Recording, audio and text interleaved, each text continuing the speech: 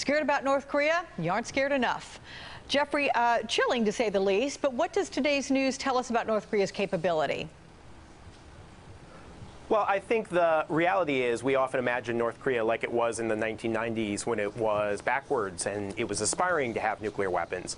And we're now in a period where North Korea has those weapons and they're producing them. So it's not surprising that we get little bits of new information here or there that cause our estimates to go up. But I mean, the big change really is this has gone from a country that wanted them to a country that has them. All right, so analysts are talking about this July 4th missile test, and they say it demonstrated the North's ability to strike the U.S. West Coast. You said recently it could possibly hit New York. How do you arrive at that? Well, so what happens is the North Koreans fire their missiles almost nearly straight up, and they do that so they don't fly over Japan. What happens then is we sort of try to imagine how far that missile would have flown if they had straightened it out. And when you do that, you get kind of 7,000 kilometers, and that's enough to hit Alaska. But we start modeling the missile. So we figure out how big it is, how much it weighs, how powerful the engine it is. And when you run computer simulations on what the missile could do if it was fired to its full range, it looks a lot more like it could hit LA or perhaps New York than just Alaska. So are the North's ICBMs, are they capable of delivering nuclear armed weapons?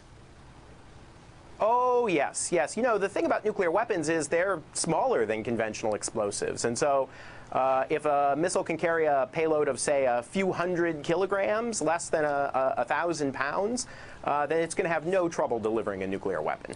So right now, you think North Korea is capable of delivering a nuclear weapon and hitting virtually anywhere in the United States?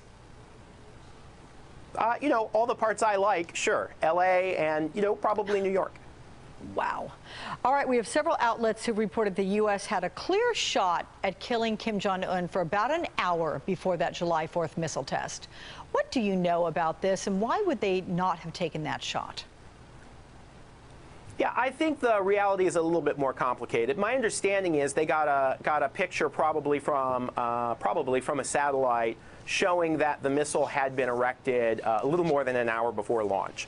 The thing is, that's not the same thing as continuously monitoring it or having in place the ability to do something. And you also don't necessarily know that Kim Jong-un is there or where he is. So, you know, on the one hand, I think the U.S. intelligence community should be applauded for how good they are at monitoring North Korea's missile program. It's a big leap to go from that to actually having an exquisite ability to kill a foreign leader. I'm curious if the Trump administration's handling of North Korea and that threat, has that helped or hurt the situation overall? Do you think they should be relying on China to solve the problem?